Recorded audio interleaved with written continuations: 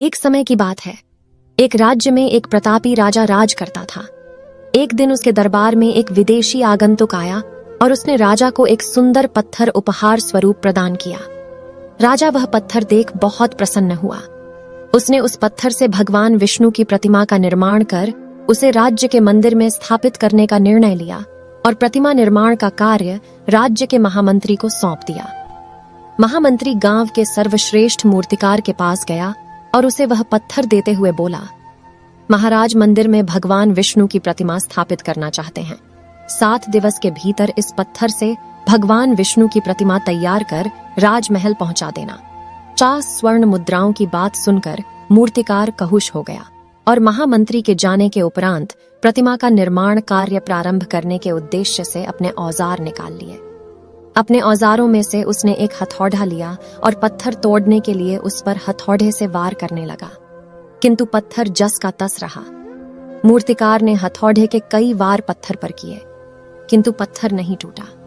50 बार प्रयास करने के उपरांत मूर्तिकार ने अंतिम बार प्रयास करने के उद्देश्य से हथौड़ा उठाया, किंतु यह सोचकर हथौड़े पर प्रहार करने के पूर्व ही उसने हाथ खींच लिया कि जब 50 बार वार करने से पत्थर नहीं टूटा तो अब क्या टूटेगा।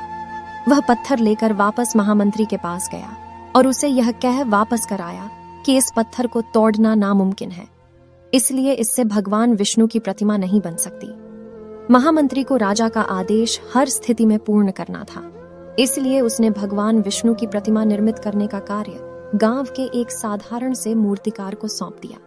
पत्थर लेकर मूर्तिकार ने महामंत्री के सामने ही उस पर हथौड़े से प्रहार किया और वह पत्थर एक बार में ही टूट गया। पत्थर टूटने के बाद मूर्तिकार प्रतिमा बनाने में जुट गया। इधर महामंत्री सोचने लगा कि काश पहले मूर्तिकार ने एक अंतिम प्रयास और किया होता तो सफल हो गया होता और 50 स्वर्ण मुद्राओं का हकदार बनता।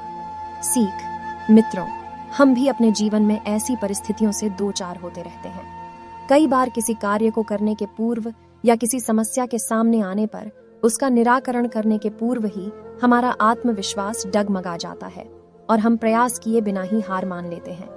कई बार हम 1-2 प्रयास में असफलता मिलने पर आगे प्रयास करना छोड़ दियाच देते हैं, जबकि हो सकता है कि कुछ प्रयास और करने पर कार्य पूर्ण हो जाता या समस्या का समाधान हो जाता। यदि जीवन में सफलता प्राप्त करनी है तो बार बार असफल होने पर भी तब तक प्रयास करना नहीं छोड़ना चाहिए जब तक सफलता नहीं मिल जाती। क्या पता जिस प्रयास को करने के पूर्व हम हाथ खींच लें वही हमारा अंतिम प्रयास हो और उसमें हमें कामयाबी प्राप्त हो जाए।